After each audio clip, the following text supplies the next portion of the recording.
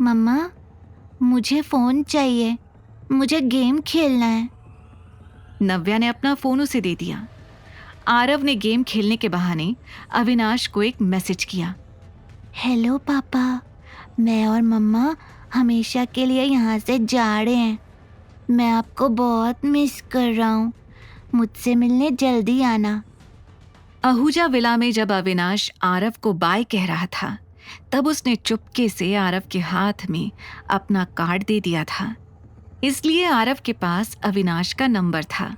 कुछ देर के बाद नव्या एयरपोर्ट पहुंच गई। उसने सारी फॉर्मेलिटीज पूरी की और वो काउंटर पर पहुंच गई।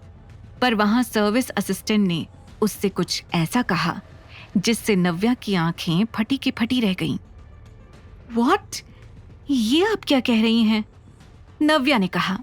यस मैम, हम आपको ट्रैवल नहीं अलाउ कर सकते हैं, सॉरी। आप क्या कहना चाहती हैं? मैं ट्रैवल नहीं कर सकती मतलब?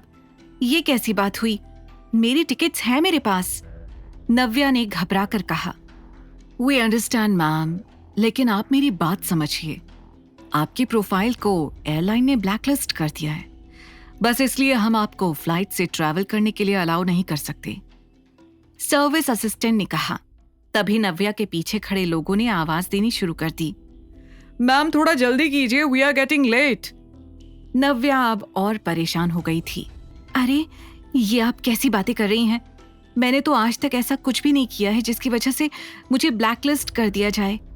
आप अपने सीनियर से मेरी बात करवाइए प्लीज। मैम आप समझिए, मैं आपकी इसमें कोई मदद नहीं कर सकती।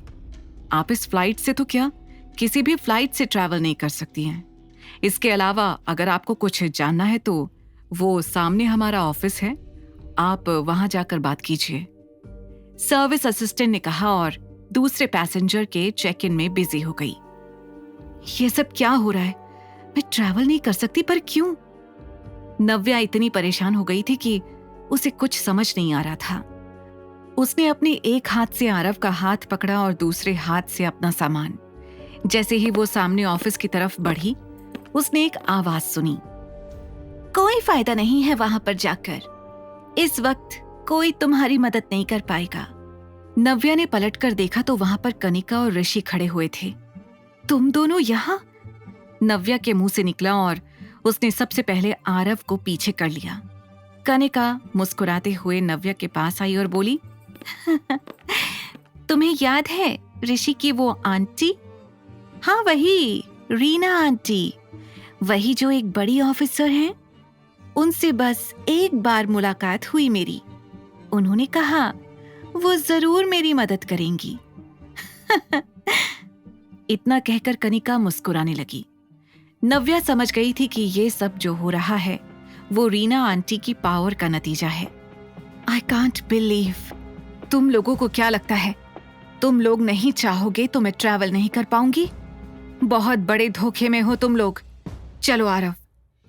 नव्या ने आरव का हाथ पकड़ा और वहां से जाने लगी। तभी ऋषि की आवाज आई, कोशिश करके देख लो, कोई फायदा नहीं होगा। तुम्हें अब सिर्फ एक ही रास्ता बचा सकता है, वो है मिस्टर अहलूवालिया से शादी। ये सुनकर नव्या गुस्से से वापस आई और उसे घूरते हुए कहा, अब अगर एक शब्द भी अपने मुंह से और निकाला ना तो मैं भूल जाऊंगी कि मैं एयरपोर्ट पर खड़ी हूं। मेरी और मेरे बेटे की जिंदगी से दूर हो जाओ तुम लोग। इतना कहकर उसने आरव का हाथ पकड़ा और एयरपोर्ट से बाहर निकल गई। वो रीना आंटी की पावर को अच्छे से जानती थी, इसलिए ऑफिस जाकर अपना टाइम वेस्ट नहीं करना चाहती थी। कैब में बैठते ही आरव ने पूछा, मम्मा, हम कहाँ जा रहे हैं? Railway station. अब हम ट्रेन से जाएंगे, नव्या ने कहा। स्टेशन पहुंचने पर उसने हर ट्रेन का पता कर लिया, पर उसे किसी में भी टिकट्स नहीं मिली। वो तुरंत वहां से बस स्टैंड चली गई। कैब से उतरते ही उसने देखा कि उसके सामने कुछ आदमी खड़े हैं, लंबे चौड़े हट्टे कट्टे आदमी। जिस तरह से वो नव्या और आरव को देख रहे थे, नव्या समझ गई थी कि ये आदमी उसके पापा ने ही भेजे हैं। आरव, गाड़ी में बैठो। उसने आरव को वापस कैब में बैठा दिया। उन गुंडों के होते हुए उसकी कैब से उतरने की हिम्मत नहीं थी। पापा ये क्यों कर रहे हैं? मैं कैसे निकलूंगी यहां से? नव्या ये सोच ही रही थी कि तभी उसके फोन पर दादी का कॉल आया। हेलो दादी। हेलो नव्या, तुम निकल गई ना? दादी ने घबराई आवाज में पूछा। दादी, कुछ हुआ है क्या? आप इतनी परेशान क्यों लग रही हैं? नहीं नहीं, कुछ नहीं, तुम बस ये बताओ कि तुम निकल गई ना। दादी जिस हिसाब से गोल मोल आंसर्स दे रही थी, नव्या को समझ आ गया था कि दादी ठीक नहीं है। उसने तुरंत अपनी कैब घुमवाई और सीधे घर के लिए निकल गई। दादी ने घर के दरवाजे पर जैसे ही नव्या को देखा, वो शॉक्ड रह गई। तुम यहाँ, तुम गई क्यों नहीं? आपको अकेला छोड़कर चली जाऊं? मैं इतनी सेल्फिश नहीं हूं दादी। पापा फिर से आए थे क्या? उन्होंने कुछ कहा आपसे? नव्या ने पूछा। दादी का चेहरा देखकर ही पता चल रहा था कि उनकी रो रो कर बुरी हालत हो गई थी। मुझे तो यकीन ही नहीं हो रहा है कि शेखर को मैंने अपनी कोख से जन्मा है। शिखा और कनिका ने उसे इतना अंधा कर दिया है कि वो अपनी माँ को भी भूल गया है। तुझे इस शहर में रोकने के लिए उसने क्या कुछ नहीं कर दिया।